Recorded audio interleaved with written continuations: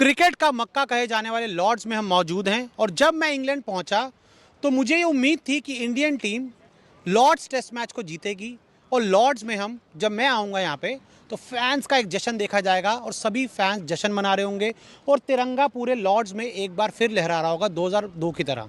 लेकिन जब मैं फ़्लाइट से उतरा तो इंडियन टीम फंस चुकी थी मुकाबले में और जैसे जैसे जैसे मैं लॉर्ड्स के करीब आ रहा था बीच में खबर आ गई कि इंडियन टीम इस मुकाबले को हार गई है। बहुत बुरा लगा लॉर्ड्स पहुंचकर कि इंडियन टीम इस मैच को नहीं जीत पाई। लेकिन यहाँ पर हमें बात करनी है कि एक जीता हुआ मुकाबला जो चौथा दिन खत्म हुआ या चौथे दिन के आधे सेशन में आप कंफर्म थे इस मैच को जीतोगे, लेकिन इंडियन टीम मुकाबला हारी कहाँ उसके बारे में थोड़ी बात करनी होगी आपको। सबसे पहले तो मुझे लगता है करुण नायर पे बहुत ज़्यादा भरोसा करना। उन्होंने जीवन में 300 से पहले कुछ नहीं किया, 300 के बाद उन्होंने जीवन में कुछ नहीं किया और फिर देख लीजिए यहाँ पर भी लॉर्ड्स में भी उन्होंने कुछ नहीं किया। तो सबसे पहला रीज़न मैं मानता हूँ कि ज़्यादा करुण नायर पर डिपेंड होना, बार बार उनको मौके देना, बार बार उनको खिलाना इंडियन टीम की हार की एक बड़ी वजह है। पहली वजह ये हो गई। दूसरी वजह ऋषभ पंत का वो जो रनआउट पहली इनिंग्स में हुआ, केएल राहुल को 100 पूरा करने थे, लंच होने वाला था और जल्दबाजी के चक्कर में कि भाई लंच करने से पहले 100 बना लें, वहाँ इंडियन टीम बुरी तरह से फंस गई। ऋषभ पंत आउट हो गए और आप एक बड़ा स्कोर नहीं बना पाए।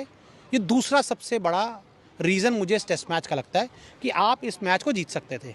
चलिए ऋषभ पंत भी आउट हो गए, उसके बाद केएल राहुल ने 100 रन पूरे किए। 100 रन पूरा करते ही केएल राहुल भाई साहब भी आउट हो गए। अरे 100 बनाने के बाद 150 बनाने होते, 200 बनाना होता है, टीम की जो लीड है उसको बढ़ाना होता है, लेकिन राहुल नहीं कर पाए।